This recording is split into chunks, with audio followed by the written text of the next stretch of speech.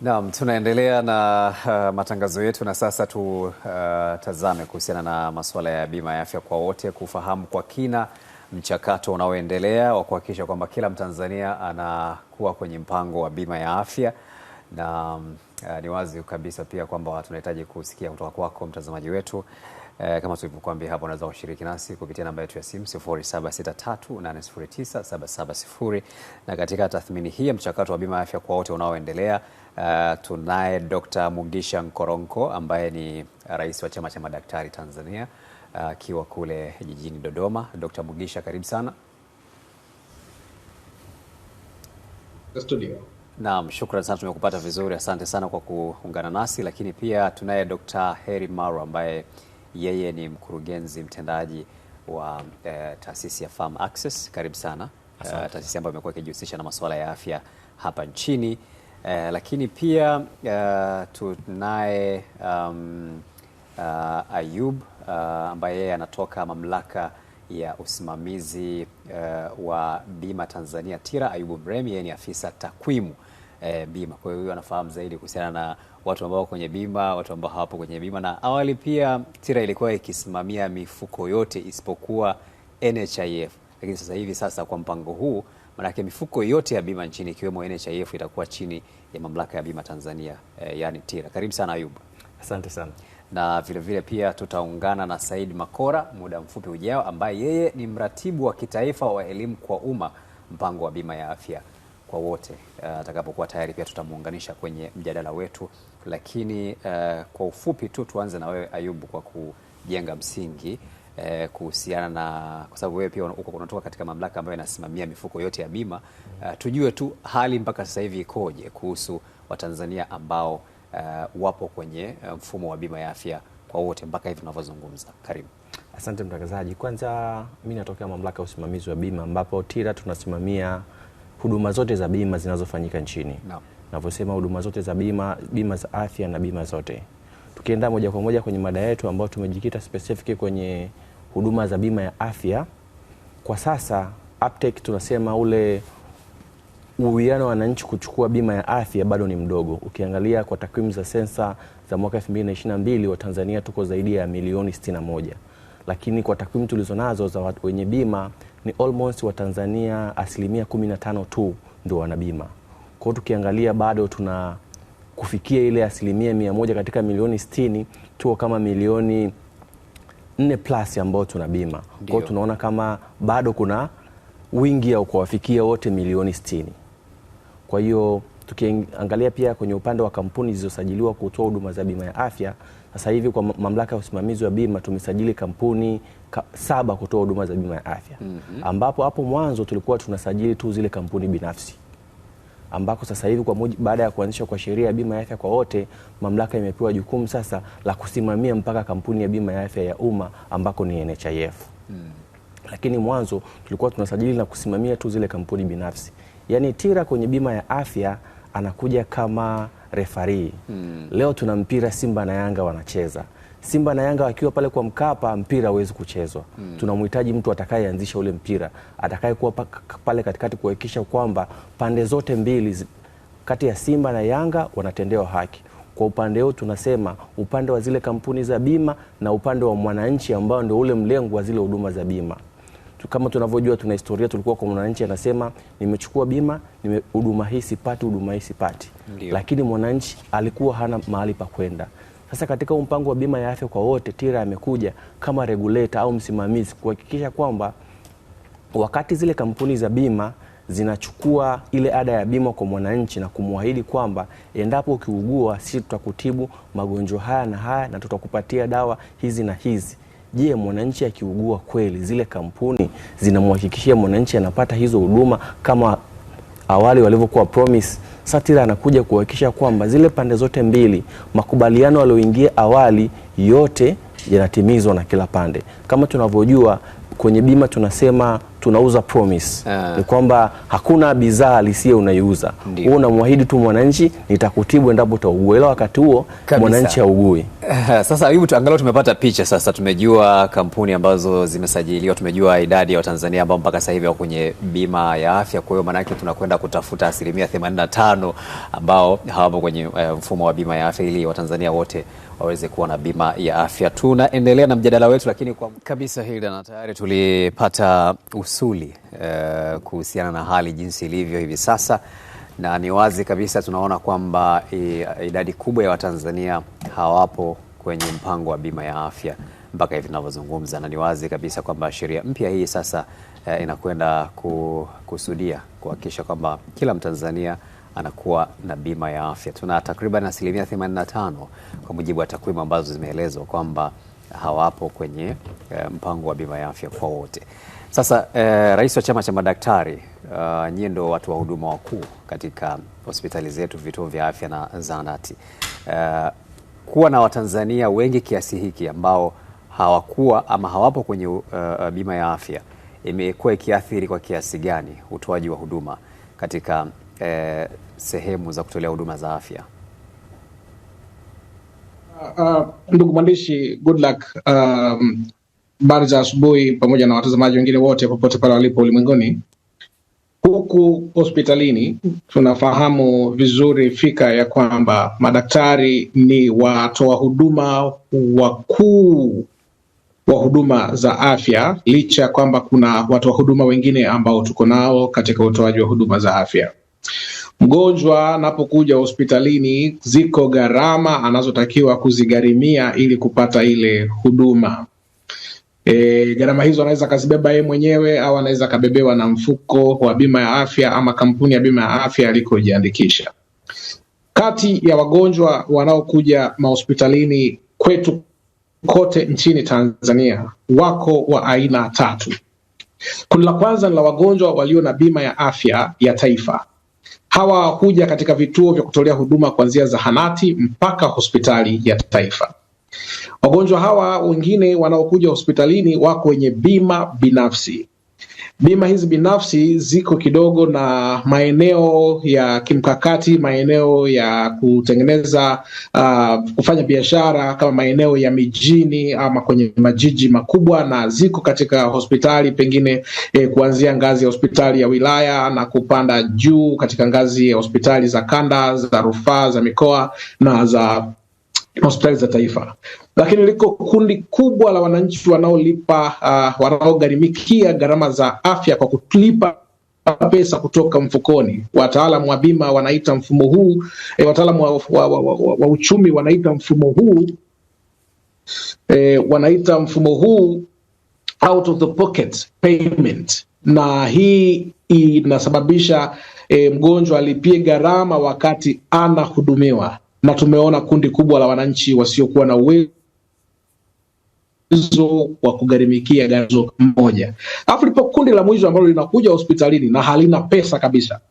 Yaani hawa ni kundi la wananchi ambao ni masikini kupindukia, wanakaribia karibu 25% mpaka 30% ya wananchi wote Tanzania. Kwa hao ndio wagonjwa wanaokuja huko hospitalini, na sisi tunatamani kutoa huduma bora kwa wateja ama wagonjwa wote wanaokuja hospitalini bila kujali nani anagharimia huduma zao. Tunatamani wapate huduma bora, huduma sawa. Shida inakuja ni uwezo wa kipato cha kugharimikia huduma za afya na wakati gani anagharimikia huduma za afya. Asante.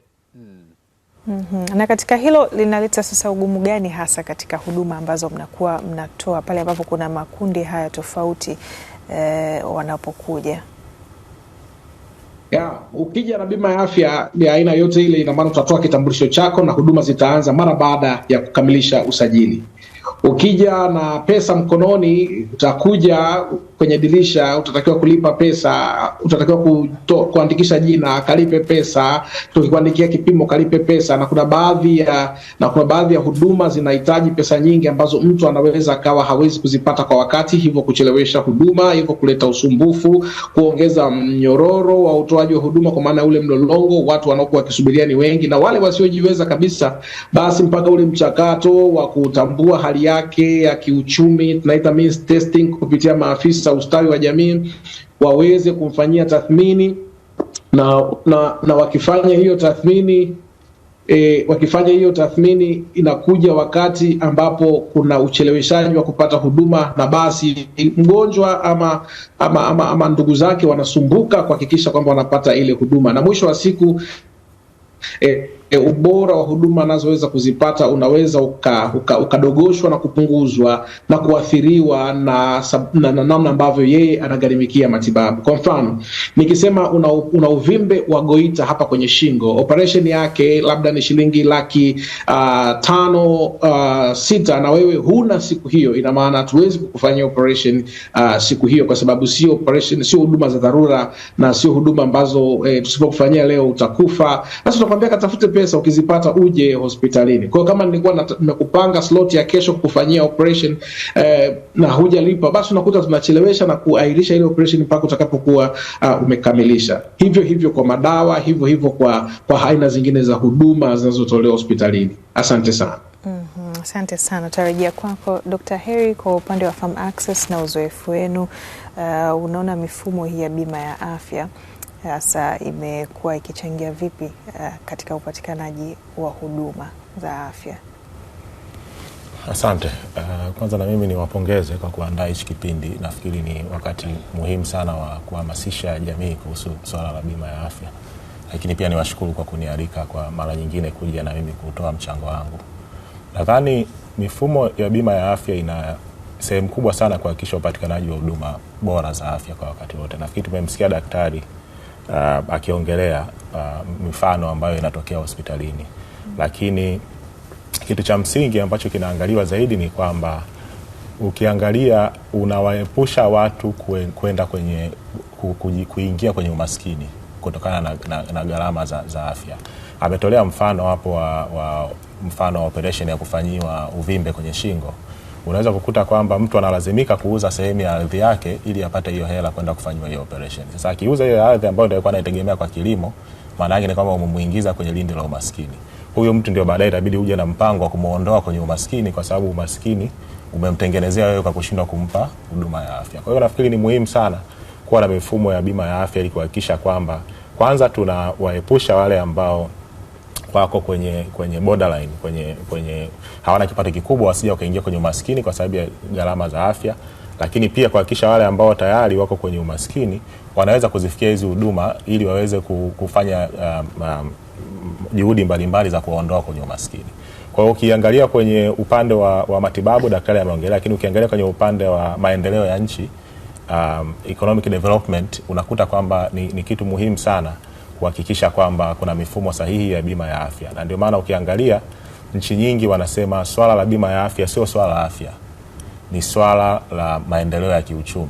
Na hata ukiangalia baadhi ya nchi nyingine, hata jirani zetu wa Zanzibar, swala la bima ya afya au mfuko wa bima ya afya huko chini ya Wizara ya Afya, huko chini ya Wizara ya Fedha, kwa sababu sio swala la afya peke yake, ni swala ambalo linahusisha idara zote za serikali.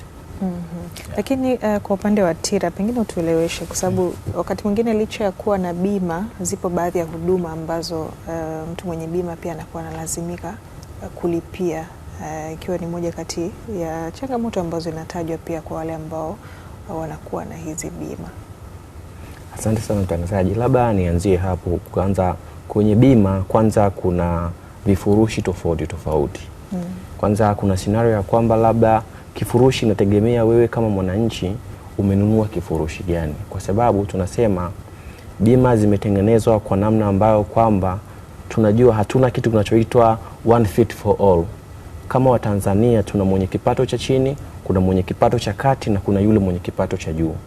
Kwa hiyo tunapokwenda kwenye bima in general kuna vifurushi tofauti. Kuna vifurushi ambavyo vitawawezesha wale wenye kipato cha chini kuweza kuvinunua, kuna wale wenye kipato cha kati, lakini kuna wale wenye kipato cha juu. Sasa kama una kifurushi cha chini na kama una kifurushi cha kati, na maanisha kuna baadhi ya huduma zitakuwa kwenye kifurushi cha chini, hazitakuwa kwenye kifurushi cha juu. Ila jambo zuri lilofanywa na serikali kwenye bima ya afya kwa wote ni kwamba tumekuja na kifurushi kimoja ambacho kitakuwa na zile huduma muhimu zote kwa wananchi. Na tunaposema huduma muhimu tunamaanisha ni za aina gani? Tunaposema huduma muhimu tunamaanisha zile huduma ambazo katika tafiti zilizofanywa zimeonekana kwamba Watanzania zaidi ya 80% ndio wanazifuata hizo huduma huko katika vituo vya afya. Wakati wa mchakato wa kuandaa kile kifurushi ni kwamba ziliangaliwa 80% ya zile huduma ya wananchi wanaozipata kutoka vijijini na kutoka mijini wanaozipata huko kwenye vituo vya afya. Ndio maana tukiangalia kile kifurushi ambacho kitakuwa ndio kifurushi, yani jambo la kusaidia hapa ni kwamba kwenye bima ya afya sasa hivi ambacho hakikuwepo awali, tunakuja na kifurushi ambacho tunasema kila Mtanzania ataanzia hapa kwenye bima ya afya, ambako zamani hicho kitu ilikuwa ni kila kampuni inaandaa kifurushi chake. Kama mimi leo ni kampuni binafsi, nitaandaa kifurushi, nitaweka huduma 3, nitasema hichi naenda kukiuza kwa wananchi. Mwingine labda hata ni umma, nitaandaa kifurushi, nitaweka huduma hizi, nitasema hichi naenda kukiuza kwa wananchi. Lakini kwa sasa hivi serikali imeliona hilo kwa kuanzisha kifurushi ambacho tunasema kama ni kifurushi ambacho cha bima ya afya kwa wote, ambako kitajumuisha huduma zote muhimu na kila kampuni ya bima itapaswa kuanzia kwenye huduma zile. Kwa hiyo inamaanisha kampuni zitazidiana, lakini tutazidiana tukiwa tuna sehemu ya kuanzia. Hautakiwi kuweka kifurushi chenye huduma chini ya hizi. Kama utataka kuweka zaidi, na maanisha tutaanzia pale ambako kwenye kile kifurushi cha bima ya afya kwa wote ambako tunajua kutakuwa kuna mahitaji. Mfano wewe na mimi tuseme wewe unaweza kukaa ukiugua, unataka utibiwe mpaka India, utibiwe mpaka South Africa, lakini sio wananchi wote wanaotaka kwenda South Africa. Kuna wananchi wengine ambao wanataka kutibiwa hapa nchini. Ndio maana tunasema vile vifurushi vimezingatia, tumeka tutaanzia hapa wote. Tutazidiana kuanzia hapa tulipo kwenye hicho kifurushi cha bima ya afya kwa wote. Sawa kabisa. Sasa ni wazi kwamba tunapokwenda kutekeleza mpango wa bima ya afya kwa wote tunajifunza pia kwa nchi ambazo tayari zimeshafanikisha, lakini uzoefu unaonyesha Dr. Marwa kwamba haijawahi kuwa rahisi kufanikisha jambo hili. Katika nchi za Ulaya baadhi zimefanikiwa kama vile Uingereza, Ufaransa, Ujerumani, Italia, lakini pia nchi za Amerika kama Canada, Brazil na Argentina, Afrika Kusini, Tunisia, Morocco, Misri, Algeria, Ghana na Rwanda. Kwa ukijaribu kufuatilia unaona kabisa ni mpaka sasa hivi si mataifa mengi ambayo yamefanikisha kuwa na bima ya afya kwa wote, yani hiyo wanaita universal healthcare. Tunaweza vipi kutazama hizi nchi ambazo zimefanikiwa na changamoto ambazo walizipitia na sisi tukafanikisha, kwa sababu ni mchakato ambao unahitaji rasilimali nyingi, unahitaji muda, lakini pia unahitaji uelewa wa pamoja kama Watanzania. Karibu. Sawa. Nadhani kitu cha kwanza nafikiri ni kuanza. Na nadhani sisi tumefanya vizuri na ni swala la kupongeza kwamba angalau tumeanza, kwa sababu tayari tuna nchi ambazo zina hii sheria ya afya kwa wote lakini bado hawajaanza. Sheria ipo kwenye makaratasi. Kwa hiyo nafikiri hilo kwanza ni swala kubwa na la kupongeza kwamba limeanza. Ukichukulia mifano ya nchi ulizotaja na nyingine, nchi ambazo tunaweza tukasema ni watu ambao tunakaribiana sana ni Rwanda na Ghana. Na kidogo Afrika Kusini ambao nao wana changamoto zao. Kwa hiyo mara nyingi tunatumiaga hizi kama mifano ya kwa sababu angalau ni watu ambao hatutofautiani sana kiuchumi kwa maana ya jiografia na vitu kama hivyo, na wote tuko sub-Saharan. Kwa hiyo hata yale magonjwa ambayo tunayo, burden of disease hazitofautiani sana. Ukiangalia vitu vya kujifunza ni kwamba kila mahali unaweza ukachukua vitu viwili vitatu toka kwenye hawa waliofanikiwa na ukaenda ukakileta hapa kwetu ili tukaweza kufika mbele. Kwa sababu kuchelewa sio kuzuri, lakini uzuri ambao unaweza kupata kwa kuchelewa ni kwamba unajifunza kwa waliotangulia na kuchukua kitu kimoja au viwili. Tuchukulie mfano sisi hapa kwetu tumeanzisha utaratibu ambao ni muhimu sana wa kutafuta hela ya kulipia wale watu ambao sio maskini. Lakini ukiangalia katika mifano, nchi ambayo ina utaratibu mzuri wa kukusanya hela kutoka serikalini wa kugharimia watu wasio na uwezo ni nchi ya Ghana.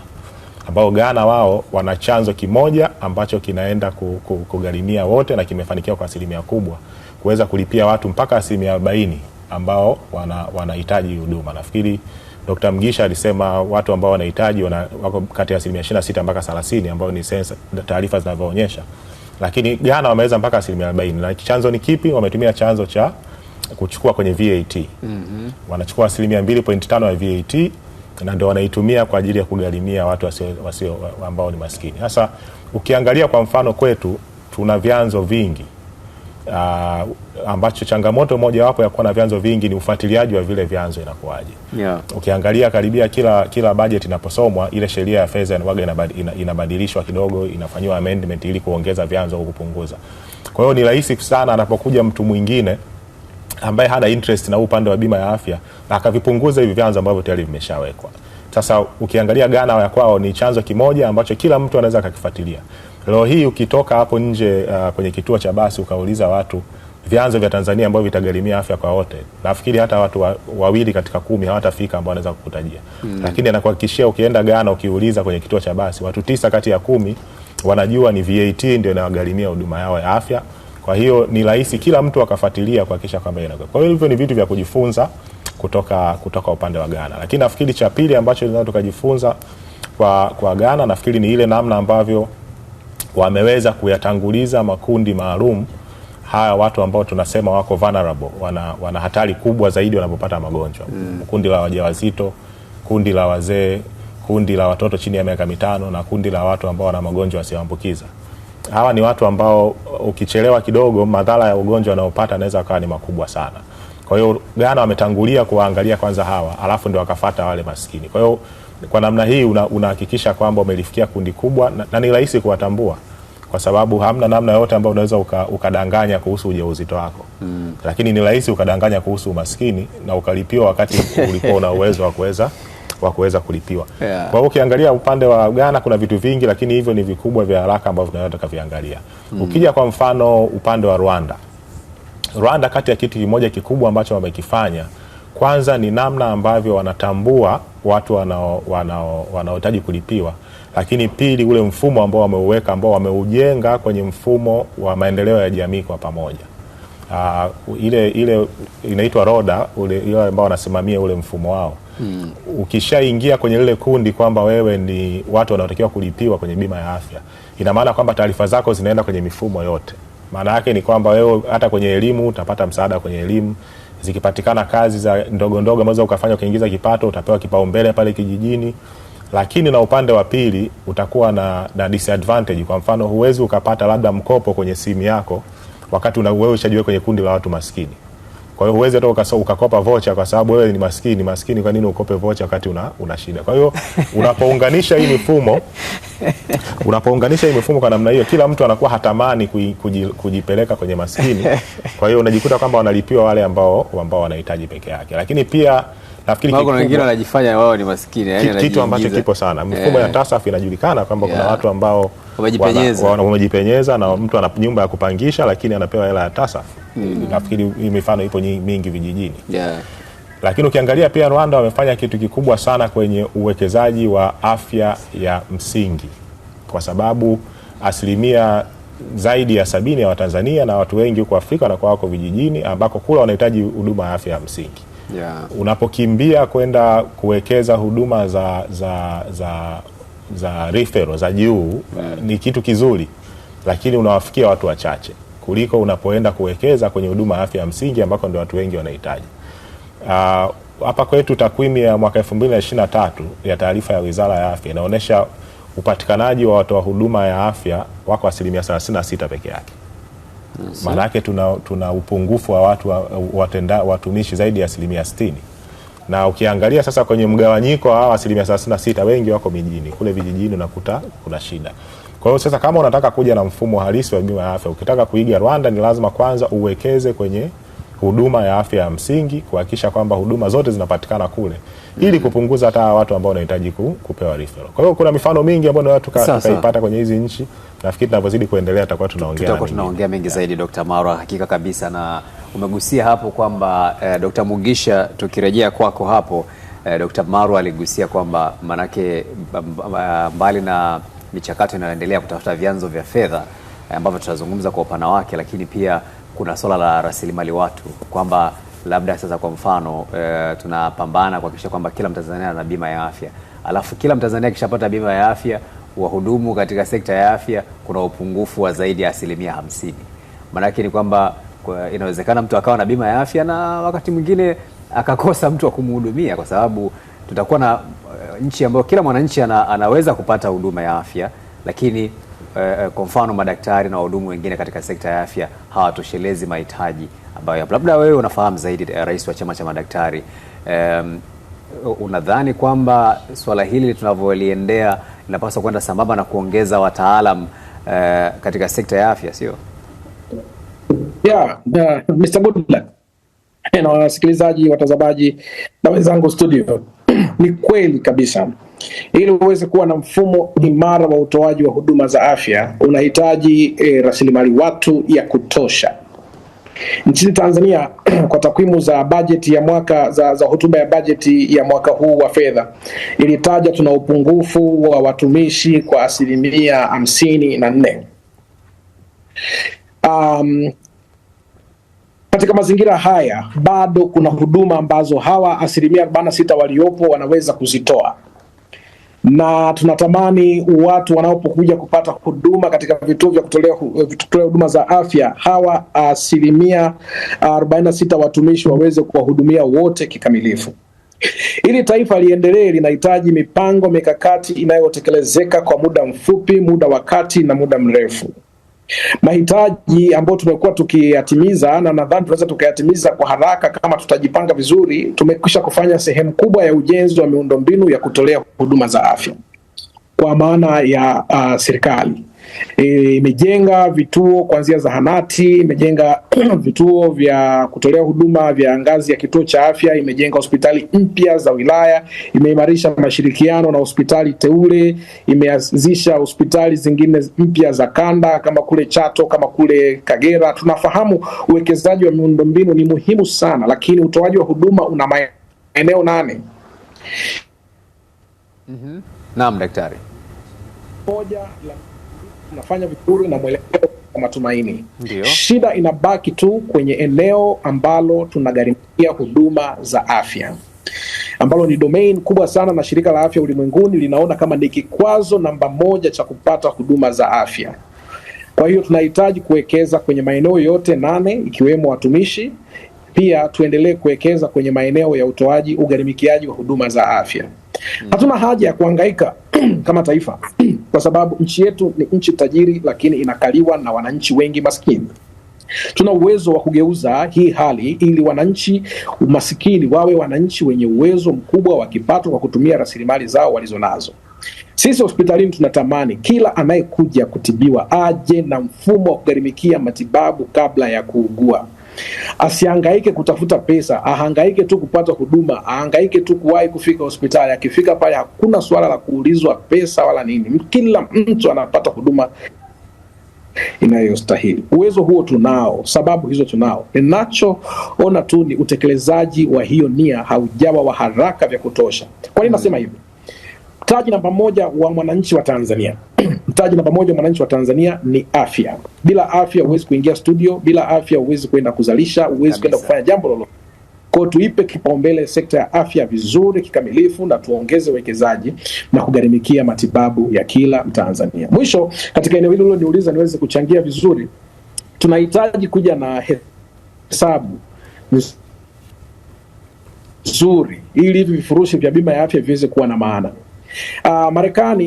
Marekani mmoja gharama zake za afya ni kwenye maelfu ya dola kwa mwaka.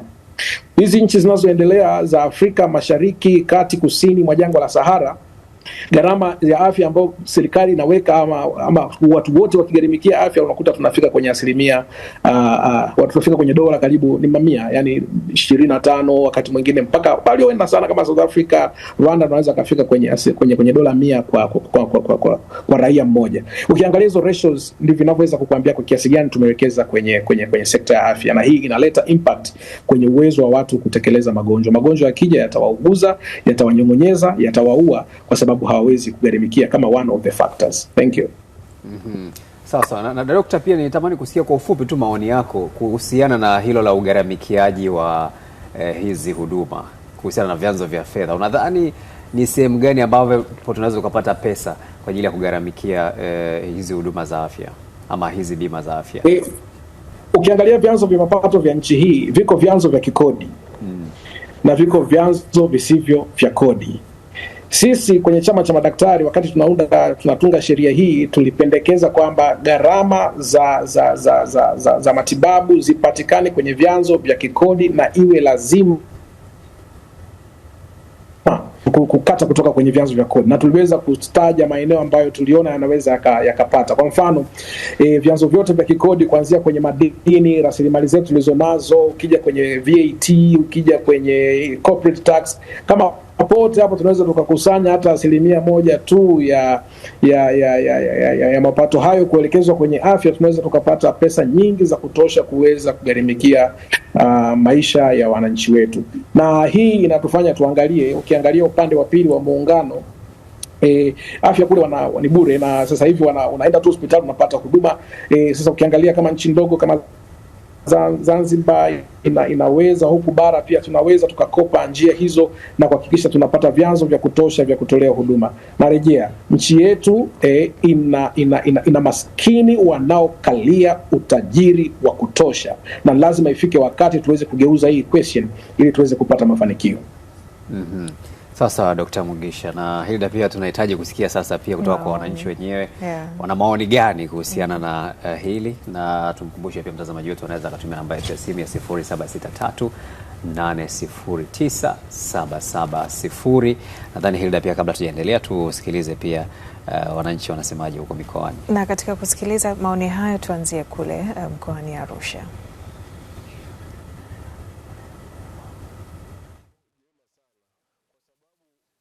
Tunaamini kabisa kila binadamu lazima uugue, na ukiugue uwe una uhakika wa tiba. Kwa hiyo nadhani serikali ituwekee utaratibu mzuri wa kuweza wote hadi watu wenye maisha duni wafaidike na hii huduma ya bima ya afya, kutokana na taratibu watakazotuwekea na wote tukaweza kujiunga. Mimi naamini watu wengi saa zingine kuwa wanatangulia mbele za haki kwa sababu matibabu yamekuwa dhaifu, wanashindwa kuzipigania afya zao kutokana na uchumi kuyumba.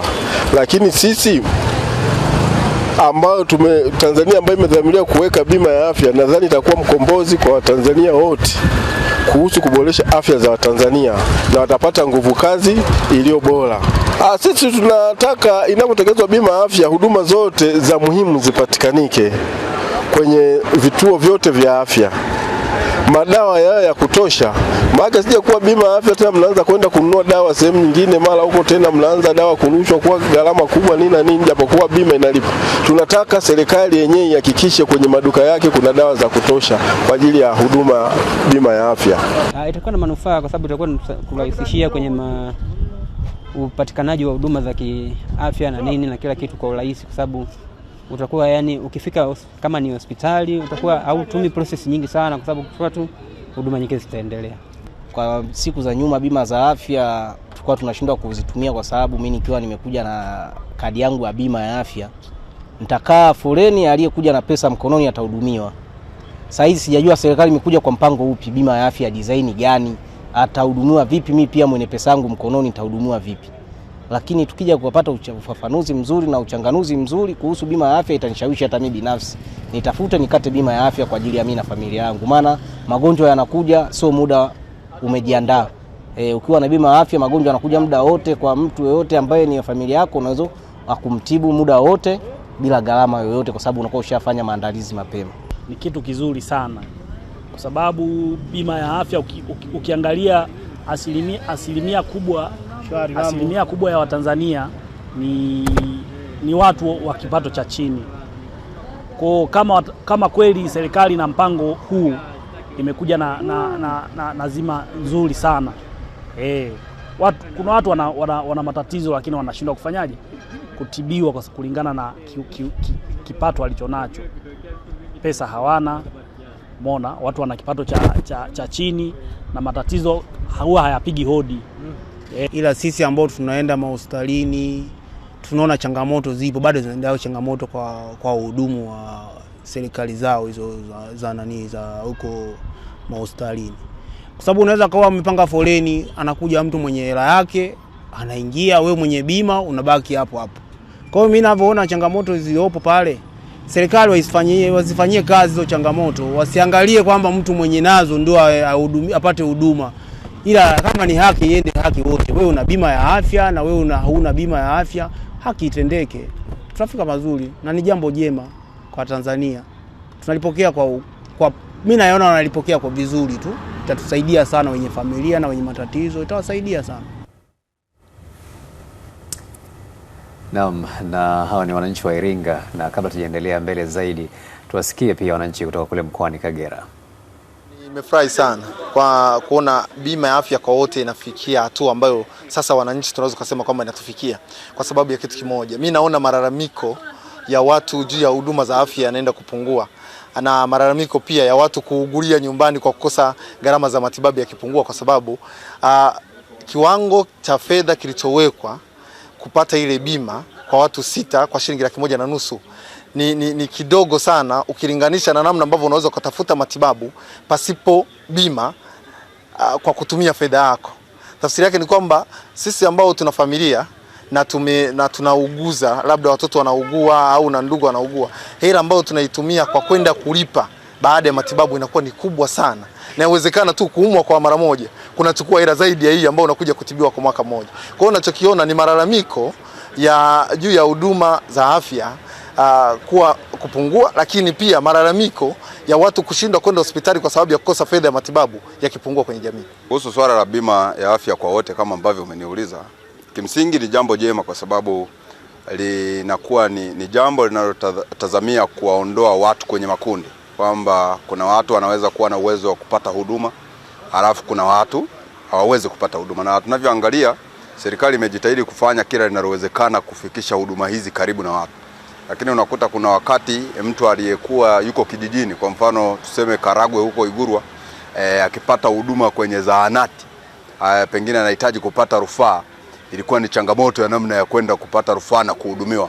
Gharama zilikuwa zinahitajika zinakuwa kubwa. Kwa hiyo mimi nafikiri kwamba bima ya afya kwa wote ikiwezekana hii itasaidia wananchi kuwaokoa wale ambao wakati mwingine walihitajika kuuza mali zao ili kuona namna gani wanaweza kujitibia.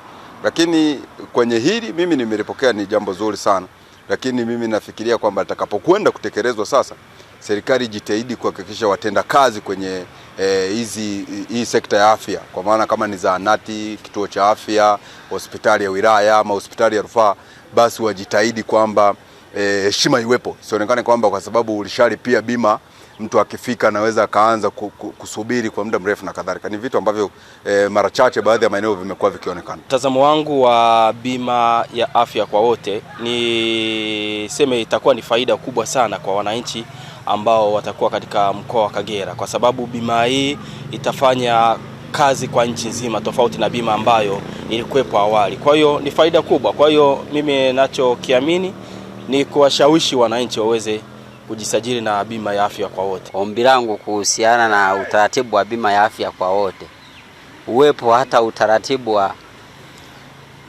wa aiza kwa mtu ambaye ana uwezo wa kulipa kile kiasi kwa pamoja sawa, lakini kwa mwingine ambaye hana uwezo, si maana kwamba ni mwaka mzima, kwa mwingine ambaye hana uwezo wa kulipa kiasi chote kwa pamoja, na maana kama utaratibu fulani hautokuwepo yeye atakosa hiyo bima. Lakini ikiwepo utaratibu wa kwamba labda akipata 20,000 alipie, akipata 15,000 alipie, akipata 50,000 alipie, ili mradi yani malengo ni kwamba kuja mwaka uishi ameshamaliza kulipa kile kiasi. Naam, ni wananchi kule Kagera. Na Ayubu, unaonaje namna ambavyo kampuni za bima na wadau wengine wamefanikiwa kuwafanya wananchi waelewe sasa hasa kuhusiana na kinachoendelea, yani elimu kwa umma? Nyinyi kama TIRA mnaionaje? Mnaona imeenea kwa kiasi gani na wananchi wanauelewa kiasi gani kuhusiana na michakato hii? Asante mtangazaji. Kama tunavyojua, swala la elimu sio swala la kuiachia kampuni moja au mamlaka tu ya usimamizi ya bima, kwa sababu tukiangalia jiografia ya Tanzania ni kwamba wananchi wako kila mahali kwenye mikoa tofauti tofauti. Ndio. Kampuni za bima zimekuwa zikijikita kuhakikisha kwamba zinatoa elimu na umuhimu wa kuwa na bima ya afya. Tunavyosema kwenye bima ni kwamba ni kazi ngumu sana kumshawishi mwananchi wajiunge, lakini mwananchi akishajiunga kwenye bima akaona matunda ya bima ya afya, ni ngumu sana kumtoa, kumwambia usinunue tena bima ya afya.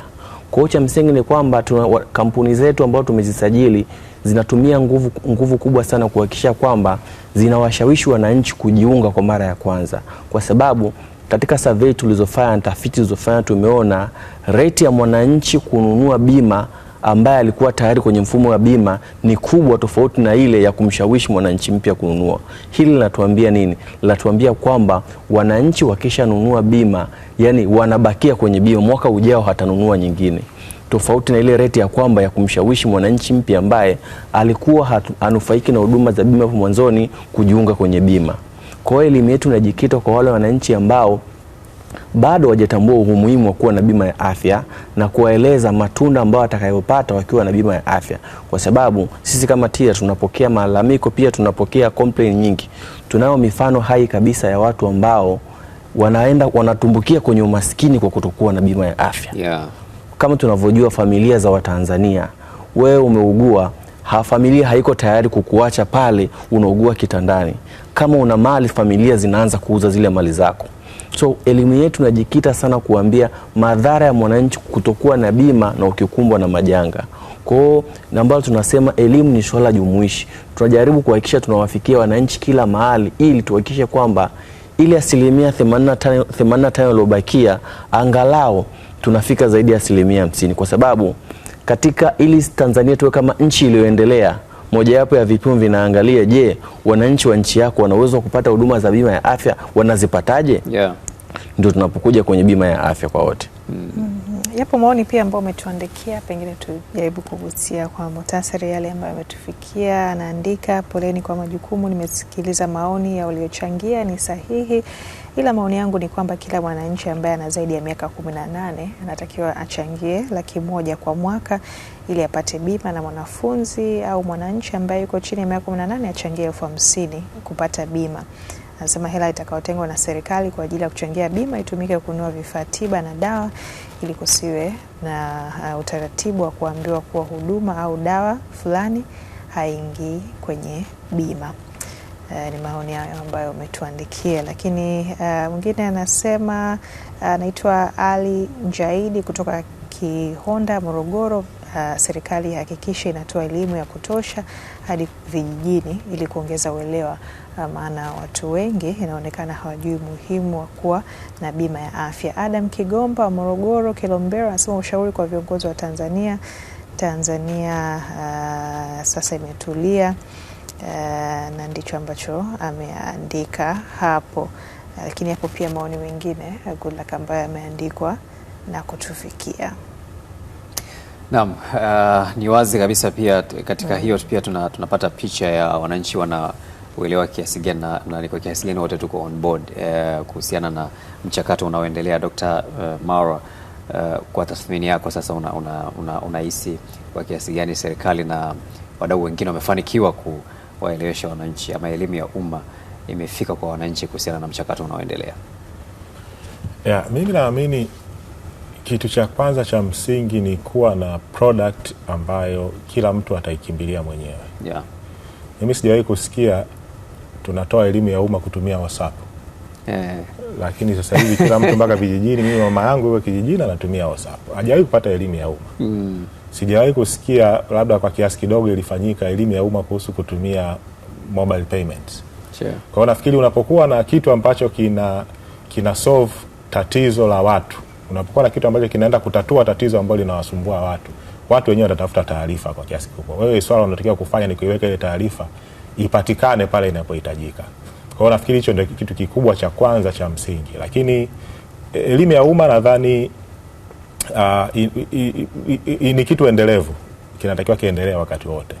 Ukiniuliza mpaka sasa hizi imefika kwa kiasi gani, nadhani bado tuna kazi kubwa, kwa sababu na hiyo elimu unapeleka taarifa gani ili watu waijue. Umesikia maoni nafikiri kutoka Iringa na pia kutoka Kagera, watu wanasema, nafikiri watu 2-3 wamesema unapokuwa unaenda una cash unahudumiwa haraka kuliko mtu mwenye bima. Sasa kwa nini inatokea hivyo? Ndio hii tunarudi pale nilipokuwa nasema kwamba ina maana ile product iliyopeleka pale haimsaidii mtu kutatua changamoto yake, na mara nyingi itatokea hivyo kwa sababu kwanza, au mtoa huduma halipu fedha ya kutosha kulingana na huduma anazotoa na bima, au pili anacheleweshewa malipo yake. Kwa hiyo yeye anataka cash ili aweze kugharimia zile huduma ambazo anatumia. Kwa hiyo nafikiri elimu ya umma ni swala ambalo ni mtambuka, lakini kitu cha kwanza kwangu mimi ni kuhakikisha kwamba tunapelekaje product ambayo kila mtu atataka mwenyewe kutafuta taarifa ili ajiweke. Lakini nafikiri cha pili cha msingi ni kwamba mtu anapokuwa na ile taarifa anawezaje kujiunga akaingia kwenye hii bima ambayo tunaenda kuipeleka. Ukiangalia mara nyingi tunaongelea mifumo inasomana, lakini kiuhalisia mifumo inasoma upande mmoja. Kwa sababu ukisema inasomana maana yake kwamba isome pande zote mbili. Sasa hivi kwa mfano mimi tangu mwezi wa 11 mwishoni nahangaika kulipia vijana wawili bima ya afya kwa sababu hawana namba ya NIDA. Zaidi ya mwezi wanahangaika kupata ile namba. Sasa unajiuliza kwa nini kama mifumo inasomana, kwa nini wasitangulie kuandikishwa bima ya afya alafu NIDA ndo wasome mfumo wa NHIF ili nao waje wampe NIDA baadaye? Kwa nini inakuwa lazima iwe upande mmoja, lazima uanzie NIDA iende huko? Sasa hiyo ni changamoto. Kwa hiyo usiweke mfumo wa bima ambao una utaratibu mwingine ambao unasababishwa na kuwa kikwazo. Kwa hiyo nafikiri tunavyoangalia na vitu kama hivyo tuondoe vikwazo ambavyo vinamzuia mtu. Leo hii ukiangalia, ukitaka passport unapita kwenye stationery unakuta wanasema tunaandikisha tunakujazia fomu za passport hapa. Wale watu wa stationery hakuna mtu anayewalipa hela. Sidhani kama idara ya uhamiaji namlipa yoyote hela kufanya ile shughuli. Lakini wameona ni fursa na wameona imefanyisha imekuwa ni njia rahisi ya watu kuweza kuandikisha na kupata passport. Vile vile na jeshi la polisi kwenye hizi loss report ambazo zamani ilikuwa ni usumbufu mkubwa. Lakini sasa hivi unaenda stationery unajaziwa form, baada ya muda unakuwa na loss report yako. Sasa lazima tuweke mfumo wetu wa bima kwamba elimu ya umma iendane na namna rahisi ambayo mtu popote alipo ataweza kujiandikisha bila kuwekewa vikwazo ambavyo havina msingi. Huku hivi vitu vingine vya taarifa za msingi, mambo siji lazima uwe na NIDA, mambo ya kuambia lazima uwe na cheti cha kuzaliwa. Ukifuata kumbukumbu ya watoto ambao wana vyeti vya kuzaliwa wafiki labda hata 50%. Unavyolazimisha watoto wote wawe na vyeti vya kuzaliwa wanategemea nini? Kwa hiyo lazima tuangalie vikwazo hivi ambavyo vinawekwa. Kama ni kusomana basi ianze kusoma kwenye bima alafu wao wengine wasome kutoka bima. Alafu na otherwise ambaye tayari anacho bima isome kutoka upande wao. Na hiyo ndio maana halisi ya mifumo kusomana na sio mifumo kusoma upande mmoja. Kwa hiyo elimu ya umma lazima iendane na hatua ya pili ambayo itawafanya watu waweze kujiunga kwenye bima. Kuna swali hapa, anasema anaitwa Nicholas Kivelege kutoka na Nyumbu, Mtwara, anapenda kujua NHIF na bima ya afya kwa wote zina uhusiano wote. Yule ambaye tayari yuko na NHIF anatakiwa kujiunga au haina haja? Tunafikiri Ayubu anaweza kutuambia vizuri swali hili.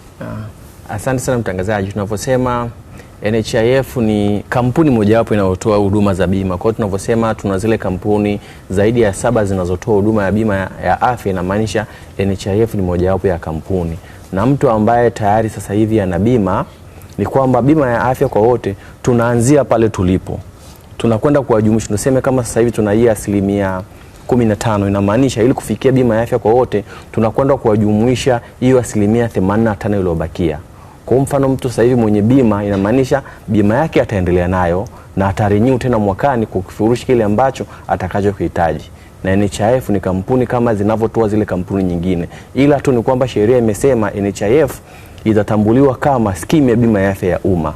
Hiyo itahudumia umma na wale wananchi wasio na uwezo na wale wengine ambao watataka kwenda kwenye bima ya NHIF. Ila kuna wale ambao ni private na wananchi ambao tunasema sekta isiyo rasmi, au kwa mujibu wa sheria wameachiwa kuchagua wao wenyewe, wachague wanataka kwenda wapi.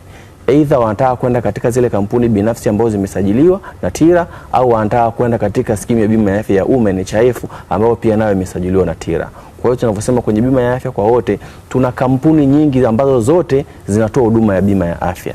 Ni wewe mwananchi utachagua unataka kwenda wapi kulingana na mahitaji yako.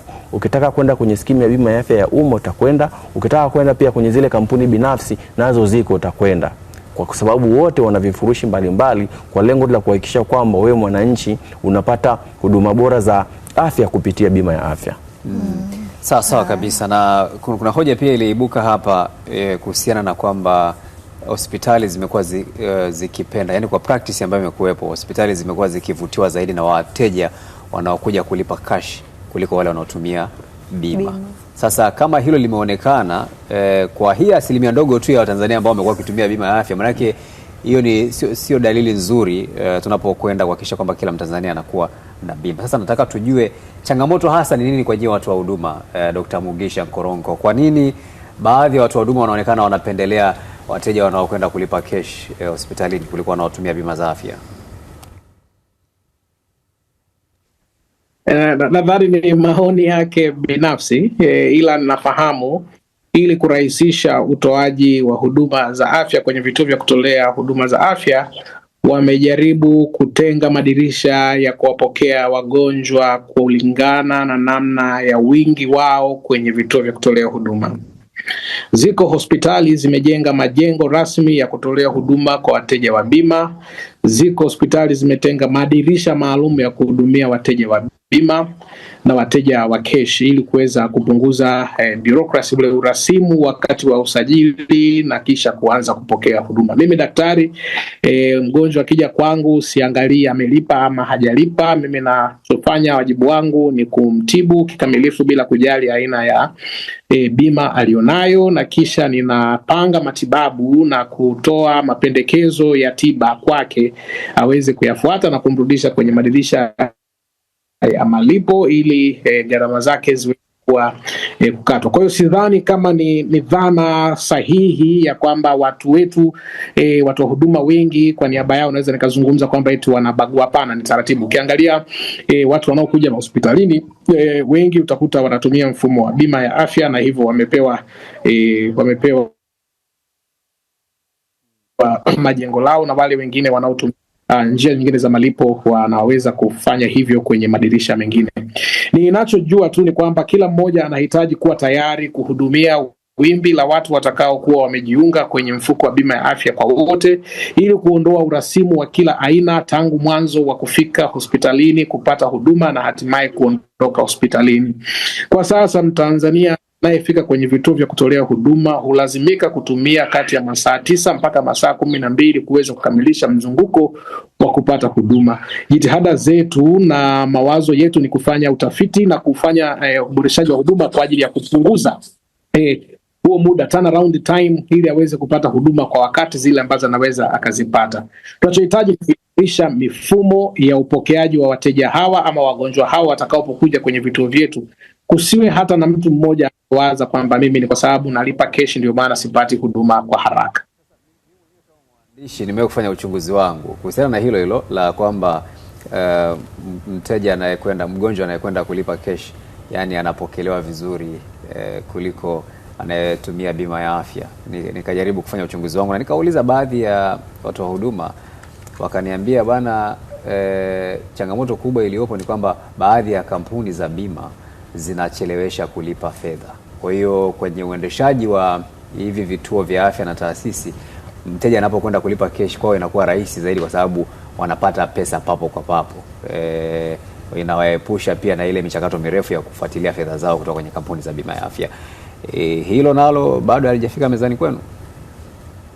Hapana, tunalikemea vya kutosha kabisa kwamba watu wote wanapokuja hospitalini kupata huduma wanahitaji kupata huduma kwa usawa, equity. Na tunatamani sababu zinazofanya kila mmoja aone kwamba mgonjwa wa keshi anakimbiliwa zaidi na wabima anacheleweshwa ziweze kutizamwa kwa kina na mamlaka husika. Bima ya afya tumekuwa, hasa mfuko wa bima ya afya ya taifa, tumekuwa tukiuelekeza na kupatia maoni yetu sisi kama wataalamu namna ya kuhakikisha wanatoa huduma bora na sawa kwa wananchi wote, na wanatusikiliza kwa kiasi kikubwa, kiasi kwamba kwa sasa wameweza kupunguza. Unapoingia mkataba na kituo ni lazima uweze kuwa na gharama, uweze kuwa na mkataba ambao unaingia na wao. Kwenye mkataba ni kulipa malipo ndani ya siku 90. Kwa hiyo kituo kinapofanyiwa tathmini ya kujiunga na utoaji wa huduma za bima ya afya ni lazima kiwe na uwezo wa kifedha kuweza kugharimikia huduma angalau kwa miezi mitatu ya kwanza, alafu ile continuity iweze kuendelea. Na hata hivyo, kwa taarifa nilizopokea kwenye kipindi cha utekelezaji wa bajeti hii tayari wamekwisha kupunguza kutoka siku 90 mpaka wamefika siku 50 kwa wastani. Na hii ni kwa sababu ya uimarishaji wa mifumo ya utoaji wa uchakataji, uwasilishaji wa madai, uchakataji wa madai. Wale wanaopeleka manually tunatamani waweze kuingizwa kwenye mifumo ili iwe iwasilishwe kwa wakati and claim submission. Yani mgonjwa anapomaliza tu kupata huduma kwenye chumba changu, kama anatumia mfumo wa utoaji wa huduma za afya wa kielektroniki, nikibonyeza save pale taarifa ziweze kufika NHIF. Akienda akapima kipimo XYZ pale bili yake iweze kuingia, na akiondoka kwenye kituo siku hiyo bili yake iweze kuingia, ili wale wataalamu wanaofanya uchakataji wa madai waweze kulipa kwa wakati. Hata hivyo, hatu entertain na tuna kama chama cha madaktari tunakemea kabisa vitendo vyote vinavyoonyesha kutokuwepo kwa usawa wakati wa kupata huduma za afya hospitalini na kwenye vituo vya kutolea huduma za afya. Shukrani sana. Tutakuja kuendelea hapo zaidi, lakini pia kusikiliza maoni ya watazamaji wote wa wananchi katika mikoa mingine kadhaa kabla ya kuhitimisha mjadala wetu. Lakini kwa sasa tutakwenda mapumziko mafupi kupata matangazo studio. Nikukumbushe tunajadili hapa kuhusiana na mchakato wa bima ya afya kwa wote unavyoendelea, na tunaye Dr. Mugisha Nkoronko ambaye ni rais wa chama cha madaktari Tanzania, Dr. Heri Marwa mkurugenzi mtendaji wa Farm Access, na Ayubu Mreme ambaye ni afisa takwimu kutoka mamlaka ya bima Tanzania TIRA. Tutarejea kuendelea baada ya mapumziko mafupi. Naam, tunaendelea mbele zaidi na kama ambavyo pia tulikuahidi hapo mwanzo kwamba tutazungumza na Said Makora ambaye ni mratibu wa kitaifa wa elimu ya kwa umma kuhusu mpango wa bima ya afya kwa wote. Lakini kabla ya kuungana naye hivi sasa, tusikilize maoni ya wananchi kule mkoani Arusha. Jina ninaitwa Laban Gervas Kivuyo, natokea Arusha. Mpango na sera ya serikali ya bima ya afya kwa wote ni sera nzuri sana na imekuja wakati mwafaka, lakini ningependa kuishauri serikali kutoa kwanza elimu kwa kila raia, kuelewa kwanza umuhimu wa bima ya afya, na hiyo bima ya afya itamnufaisha namna gani katika nyanja hii, ama katika matibabu ya namna gani, ama kwenye dawa. Bima afya kwa wote kwa kweli ni mpango ambao ni mzuri sana. Kama unajua, changamoto ya afya imekuwa kubwa sana, lakini ngumu unakuja pale ambapo gharama za matibabu zinakuwa ziko juu. Lakini ukiwa na bima, kuna baadhi ya vitu ambavyo vitakusaidia sana, hasa ile gharama ya ufunguzi, labda ufunguzi wa faili kwa mara ya kwanza ndio unafika hospitali. Lakini pia vile inakusaidia kwa wewe ambaye let's say una familia kubwa. Ukiwa na familia kubwa, gharama za matibabu zinakuwa kubwa. Kwa hiyo kama utakuwa na bima itakusaidia, kwa sababu ukifika pale hospitali kupitia bima inarahisisha zaidi. Lakini vile kupitia bima afya kwa wote inaweza kupunguza hata urasimu maeneo ya makazini kwa hospitalini, kwa sababu pale pesa taslimu hatuendi nayo tena, unaenda na bima tu. Kwa hiyo unakuwa una access nzuri ya kupunguza baadhi ya vitu ambavyo vilikuwa vinaleta changamoto. Na msingi mwingine ni jambo jema, kwa sababu tunataka kuona kila mtu kwa nafasi yake akipata matibabu ambayo anaamini hayo yanaweza kumsaidia kwenye maisha yake. Kuhusiana na utekelezaji wa bima ya afya, kwanza kabisa itatusaidia sisi wananchi, ambapo tulikuwa tukienda hospitali unakuta hatuna hela na hatuna bima, kwa hiyo tunakosa huduma. Lakini pia itatuwezesha sana, itawawezesha wananchi wengi, kwa sababu sababu kubwa kabisa ni sababu ya kipato. Mtu hana kipato cha kukidhi matibabu yake, aidha anaumwa moyo, anaumwa nini, anakosa hivyo mpaka anafariki dunia. Kimsingi bima afya ni kitu ambacho kinasaidia sana jamii, hasa ukizingatia Watanzania wengi wa kawaida, wananchi wa kawaida, maeneo ya makazi kutoka aidha mjini au vijijini, wengi sana wanateseka kwenye masuala ya matibabu kwa kukosa bima afya. Unakuta mtu labda anapata maradhi, vipimo yale maradhi atakaza apimwe ndipo aanze kutibiwa, lakini kwa bahati mbaya unakuta kama mtu hana bima afya, lakini anahitaji apate huduma kwa sababu ni Mtanzania, lazima atibiwe, hana bima afya. Na kuna watu wengine wanapoteza maisha kwa kukosa bima afya. Kwa hiyo Rais alichokiongea kwamba Watanzania wawe na bima afya ni kweli, ni usaidizi mzuri wa kutoka kwenye eneo la kimaskini kimatibabu kuelekea kwenye eneo la utajiri wa kuonekana wao wana uwezo wa kutibiwa pasipo kuangalia aina ya uchumi wake aliokuwa nao. Umuhimu wa utekelezaji wa bima ya afya, kwanza inakuhakikishia kwamba unatibiwa kwa wakati na inakukolea pia gharama nyingine ambazo ungetakiwa kuwepo nazo. Kwa sababu gani nasema hivyo? Kwa sababu unapokuwa na bima ya afya, unaenda hospitali labda umeugua ghafla au umetoka kuugua ghafla, na bima ya afya akienda hospitali anatibiwa kwa haraka. Tofauti na yule mtu mpaka aanze kutegemea kwamba akafungue faili atoe pesa, na wakati huo unakuta hana pesa, inamuia pia vigumu. Jina ninaitwa Laban Gervas Kivuyo, natokea Arusha. Mpango na sera ya serikali ya bima ya afya kwa wote ni sera nzuri sana na imekuja wakati muafaka. Lakini ningependa kuishauri serikali kutoa kwanza elimu kwa kila raia, kuelewa kwanza umuhimu wa bima ya afya, na hiyo bima ya afya itamnufaisha namna gani katika nyanja hii pia, ama katika matibabu ya namna gani, ama kwenye dawa anaweza akapata dawa gani na gani, ili basi kila mtu anapoenda kuingia kwenye mfumo huu wa bima ya afya kwa wote anajua kabisa kwamba ina manufaa haya na baadhi ya mapungufu kama haya. Kwa hiyo inakuwa inamrahisishia kila mwananchi na kujiunga kwa hiari yake, na akijua kabisa nitapata 1, 2, 3, lakini pia nitakosa 1, 2, 3. Sera ya serikali ya bima ya afya kwa wote ni nzuri. Ni nzuri kama ikitekelezeka kwa ufanisi. Nasema kwa ufanisi kwa nini? Kama kila Mtanzania ataelewa maana yake, akaweza kujiunga nayo, itakuwa na ufanisi, kwa sababu itatolewa huduma kwa Watanzania wote. Watanzania wanahitaji huduma za afya. Tumeona huduma ya bima ya afya ambayo ipo sasa hivi ina changamoto zake. Tumekatia watoto, tumekatia watu wazima. Shida inakuja unapoenda kwenye kupatiwa matibabu, unakutana na changamoto kadhaa. Unaambiwa dawa hii bima yako haifai, dawa hii bima yako haifai, kwa hiyo lazima tena ulipe. Sasa mtu ameshalipia bima ya afya, akiambiwa tena achangie, kidogo inakuwa changamoto, hata kwenye kurenew anaona haoni sababu. Kwa hiyo bima kwa wote inapokuja ije na hayo maboresho ya kwamba huduma itolewe kwa ufanisi. Na ukienda kwenye hospitali nyingine ndo unakuta kwenye baadhi ya mahospitali wanakuwa ukienda na bima ya afya kidogo huduma inakuwa inalegalega. Kwa hiyo ni vema ikaboreshwa kwa watoa huduma, nao wakapewa stahiki zao inavyotakikana. Kwa sisi ambao tunaenda kwa ajili ya kuhudumiwa, basi nikifika nisiambiwe lazima nichukue Panadol, nisichukue paracetamol. Panadol mimi sipewi, nina maumivu makali, siwezi kupewa dawa nyingine, naambiwa mimi natakiwa tu paracetamol tu. Yani isiwe inabana hapo, imwezeshe mtu kama natibiwa basi nitibiwe kweli, kusiwe na specific kwamba hii hapa bima ya afya inakataa, hii hapa inakubali. Nikienda nihudumiwe kama mtu mwingine yoyote. Kwa hiyo itawezesha Watanzania wengi kujiunga, na basi mfuko utakuwa imara na wengine wote tutahudumiwa. Kwa majina naitwa Fanuel Joseph, ni mkazi wa Arusha. Kuhusiana na swala la bima kwa ujumla, bima ni nzuri, isipokuwa tatizo ni kwamba, changamoto ni kwamba zile huduma zinazotolewa na bima unakuta si sawa. Kwa sababu unaweza ukafika kwenye hospitali unaandikiwa dawa na una bima, lakini unaambiwa dawa hakuna. Chengine basi ukiwaambia wakuandikia dokumenti zingine za kwenda kuchukulia mahali pengine hawataki.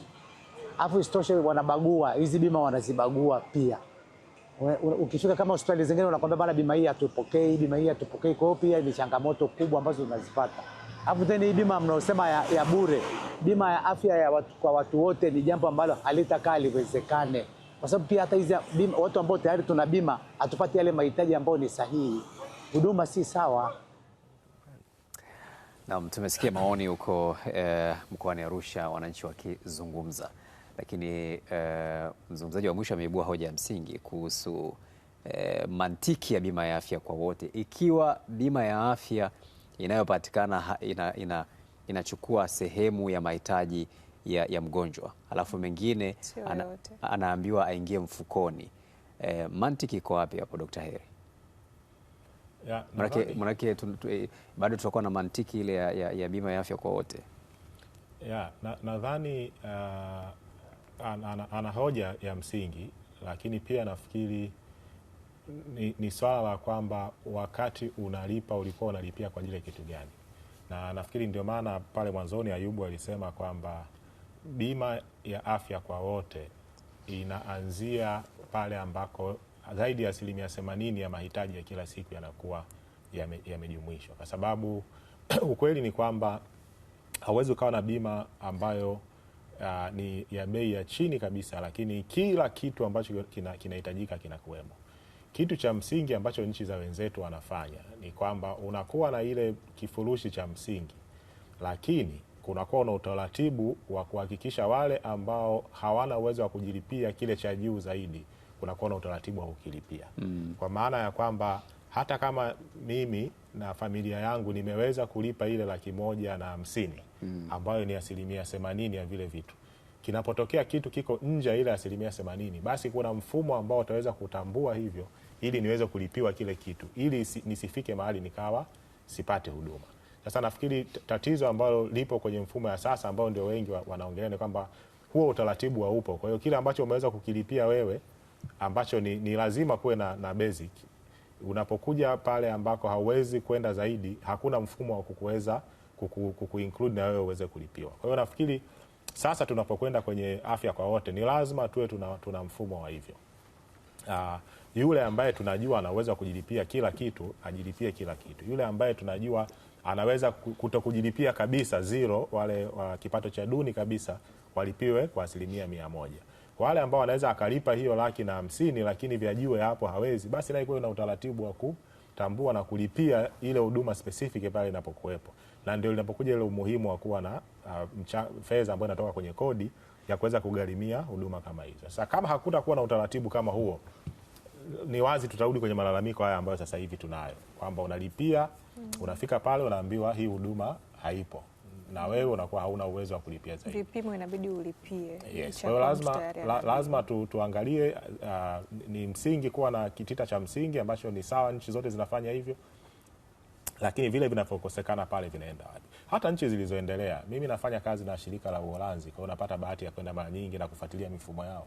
Hata Uholanzi wenyewe unapofika swala la mfano brain surgery, haipo kwenye kile kitita chao cha msingi.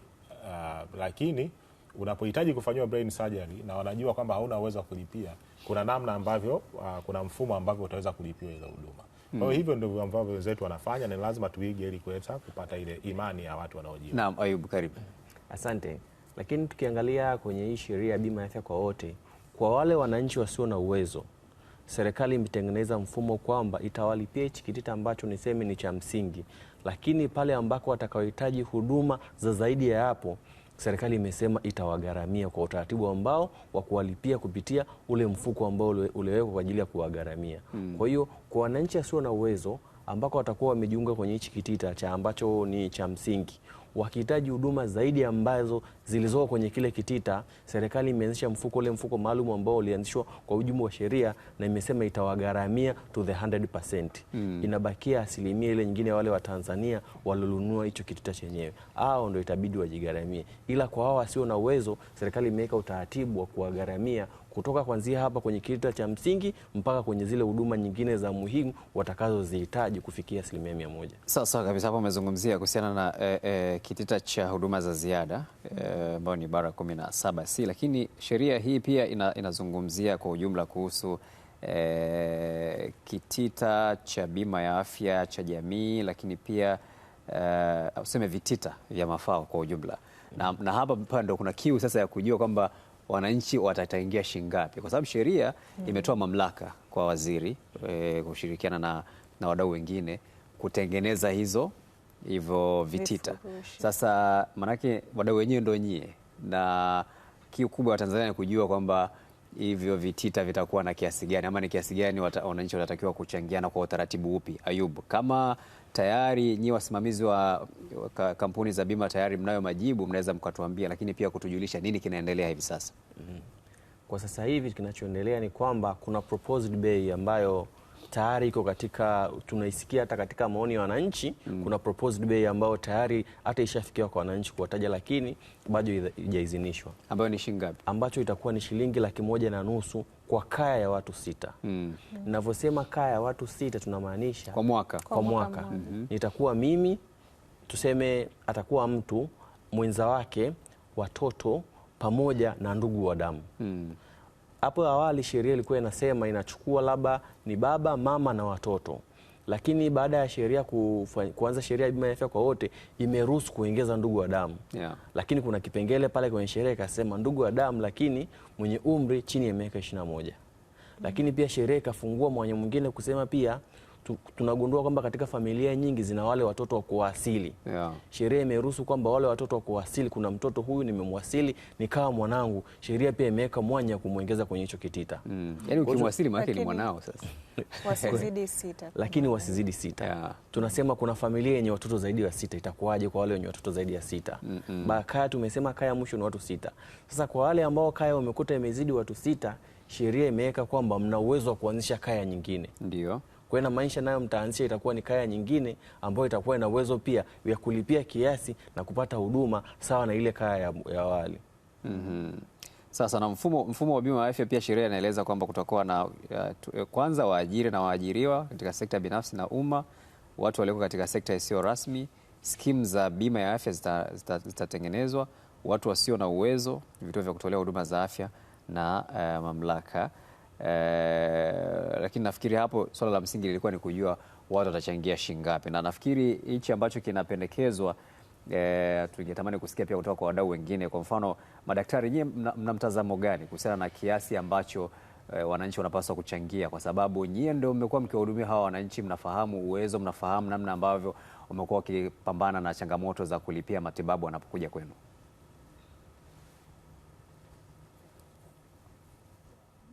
Mawazo na mjadala unapokwenda, lakini vizuri kuweka mawazo sawa kwa pamoja. Dhana ya bima ni kugharimia matibabu kabla hujaugua. Dhana ya bima ni kumanage ama ni kuratibu vihatarishi vinavyoweza kukufanya wewe uwe maskini haraka kwa sababu ya kutokuweza kugharimia matibabu pale unapotakiwa kwa tuna pool risk, yani tunakusanya michango kutoka kwa watu wengi, alafu anapougua mmoja tunatumia michango ya wengine kumtibu mmoja, anapougua mwingine tunatumia michango mingine. Gharama za kitita unafuata kanuni za econometrics na wanaweka kuangalia hali ya mazingira nchini, gharama za utoaji wa hicho kitita cha msingi na namna mtu anavyoweza kupata hizo huduma.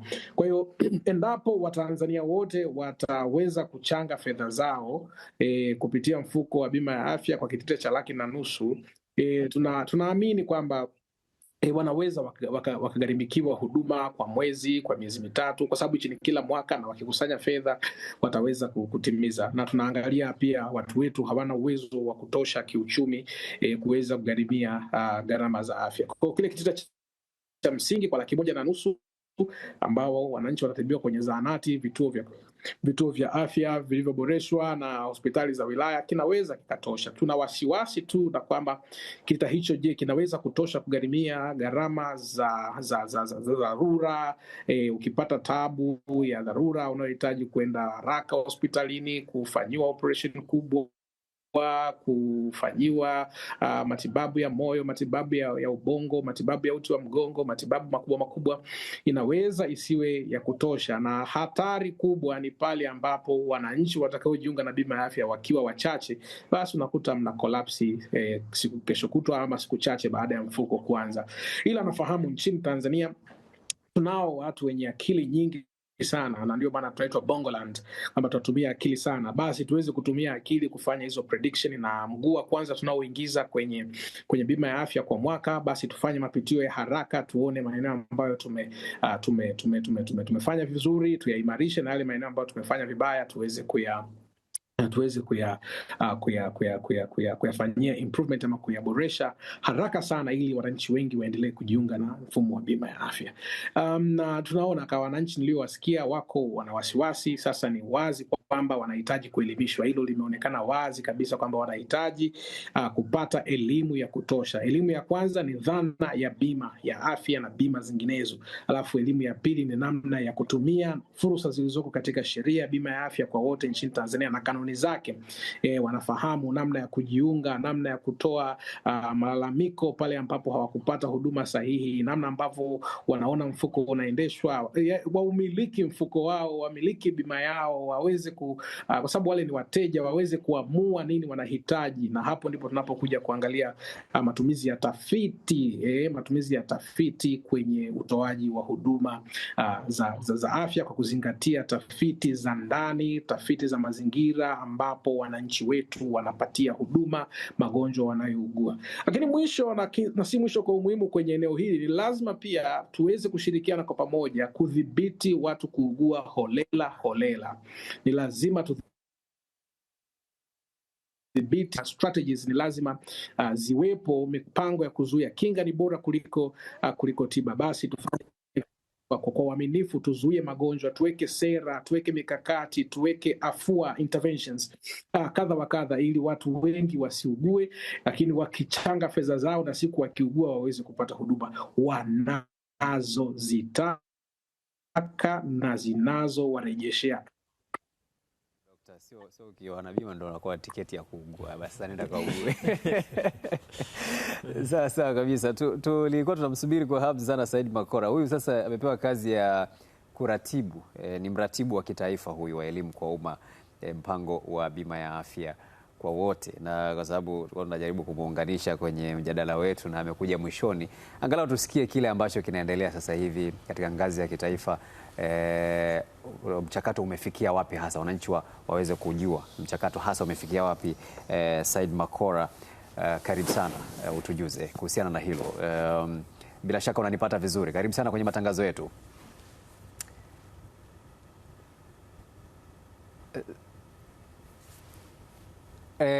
Najua unanisikia kwa mbali, Said Makora, najua unanisikia kwa mbali, lakini tutajitahidi hivyo hivyo. Mchakato wa bima ya afya kwa wote mpaka sasa umefikia wapi? Asante sana. Kama walivyonitambulisha, mimi ni Said Makora kutoka Wizara ya Afya makao makuu Dodoma, japo kwa sasa niko Dar es Salaam, lakini nimeshindwa kuja hapo nyumbani. Azam ni nyumbani, lakini pia kwa niaba ya Mheshimiwa Waziri wa Afya, Mheshimiwa Mohamed Mchengelo, tunashukuru Azam kwa kuwa sehemu ya mchakato huu, kwa sababu mmetupa nafasi ya kutosha kuweza kuongea na wananchi. Kama nilivyosema mara ya mwisho, tunaweza kama sisi wizara tusifike mahali pengi ambako wananchi wapo, lakini Azam mpo. Kwa hiyo mlipo na sisi tunaahidi kwamba tutakuwepo hapo hapo. Kwa hiyo kuhusu swali lako la kwamba tumefikia wapi, maandalizi yanaendelea ya kujipanga kama wizara.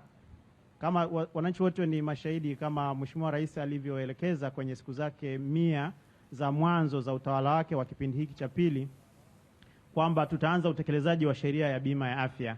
Kwa hiyo tulikuwa na maeneo 5 ambayo sisi tunaendelea nayo kama serikali, kwa maana ya sekta ya afya, kujiandaa sisi kama wizara kwa ajili ya utekelezaji. Jambo la kwanza ambalo tulikuwa tunalifanya ni kuhakikisha kwamba utayari wa vituo vyetu kwenye kutoa huduma. Nadhani vituo vyetu vyote viko tayari kwa ajili ya kuanza mchakato huu wa kuwapokea wananchi ambao mwanzo hawakuwa kwenye utaratibu wa kupata bima ya kupata huduma za afya kupitia kwenye utaratibu kwenye mfumo wa bima. Kwa hiyo jambo hilo linaendelea na tuko kwenye hatua nzuri ya vituo vyetu vyote zaidi ya 10,000 nchini ambavyo vinategemea kuwahudumia wananchi. Lakini swala la pili ni kuhusu kwa sababu kwenye sheria, nadhani wenzangu watakuwa wameeleza hapo ambao wako studio, sheria inataja kuhusu kundi kubwa la wananchi wasiokuwa na uwezo ambao takriban ni 26.4% ya Watanzania wote ambao hawataweza kugharimikia huduma za bima ya afya kwa kulipia wao wenyewe. Kwa hiyo swala hili tunaendelea nalo kwa kushirikiana na mamlaka nyingine ambazo zimetajwa kwenye sheria kuhusu kuwatambua wananchi wasiokuwa na uwezo na kuwapatia huduma ya bima ya afya. Kwa hiyo swala hili linaendelea, na kwa kuanzia sasa hivi ambao tumekamilisha, sijajua kama studio yupo mtu wa TASAF, lakini mamlaka ya TASAF kwa kushirikiana na mamlaka nyingine ikiwemo ofisi ya waziri mkuu TAMISEMI, lakini ofisi ya waziri mkuu inayoshughulikia masuala ya walemavu na wizara ya maendeleo ya jamii na tawala za mikoa na serikali za mitaa wanashirikiana kwenye kuhakikisha kwamba tunawatambua wananchi wasiokuwa na uwezo kwenye maeneo yao, na kwa kuanza kwenye kipindi hiki cha Januari tayari tumeshatambua karibu kaya 931,000. Hizi ndo tutaanza nazo kwa ajili ya kujumuishwa kwenye mpango huu.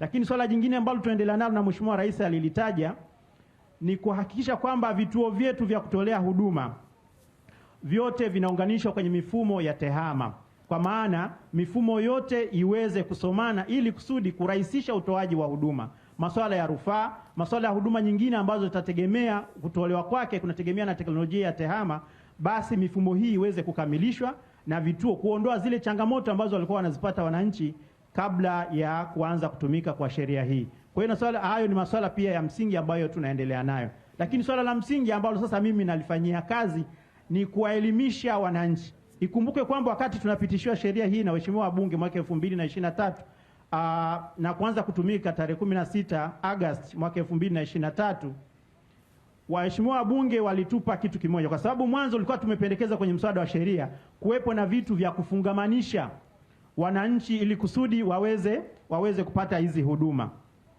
lakini walitupa mwelekeo mwingine ambao na sisi serikali tuliukubali, ambalo swala hilo ilikuwa ni kuhakikisha kwamba tunawaelimisha wananchi, wanaelimika, wanaona umuhimu na wanajiunga kwenye mfumo wa bima ya afya. Kwa hiyo ndio kazi ambayo tutakuwa nayo tunaifanya kwa kipindi cha miaka mitatu, kwa sababu jambo hili ni jipya kwenye masikio ya wananchi wetu. Kwa hiyo tuhakikisha kwamba na kila mtu kwa sasa hivi hamna familia au kaya ambayo haijui umuhimu wa kuwa na bima ya afya. Tumekuwa tukieleza kwamba changamoto ya swala la afya ni kwamba ugonjwa hauagi, ugonjwa haupigi hodi, hujui lini utaumwa, lakini mbaya sana hujui lini utaumwa ugonjwa wa shilingi ngapi. Kwa hiyo kwa maana hiyo tunahitaji wananchi wote tujiandae kwa ajili ya kugharimikia huduma zetu kabla ya kuugua. Kwa hiyo hili ndio swala kubwa ambalo tunaendelea kulifanya na tutalifanya hili kwa miaka mitatu. Ukiangalia kwenye sheria yetu imetaja kwenye kifungu namba 5 kuhusu ulazima wa kila mwananchi kuwa na bima. Aha. Lakini pia imetaja kuhusu kuwepo na faini kwa yule ambaye hatajiunga kwa muda, lakini si tumesema sheria imetupa kwenye kanuni kule tumetaja kwa kipindi cha miaka mitatu itakuwa ni kazi yetu ya kuwaelimisha wananchi waweze kuona umuhimu, na hizo faini ndio zinaweza kuanza kufanya kazi. Lakini kabla ya hapo hakuna mtu ambaye atapigwa faini kwa sababu hajajiunga kwenye mfumo wa bima ya afya mpaka itakapopita miaka mitatu. Kwa hiyo hayo ni mambo ya msingi ambayo tunaendelea nayo. Lakini swala la pili ni jinsi, kwa sababu sheria imeitaja mfuko wa taifa wa bima ya afya NHIF, sijajua kama wako hapo studio, kwamba ndio itakuwa ni skimu ya umma itakayosimamia usajili wa wananchi wasiokuwa na uwezo, usajili wa wananchi wale ambao wako kwenye mfumo rasmi, kwa maana wameajiriwa na wana ajira zao rasmi kwenye taasisi za serikali, lakini na mashirika ya umma, lakini na mashirika binafsi ambayo serikali inahisa kuanzia 30%. Hao watasajiliwa na mfuko wa bima ya afya kwa maana ya NHIF. Naam. Lakini na kundi la watu wasiokuwa na uwezo.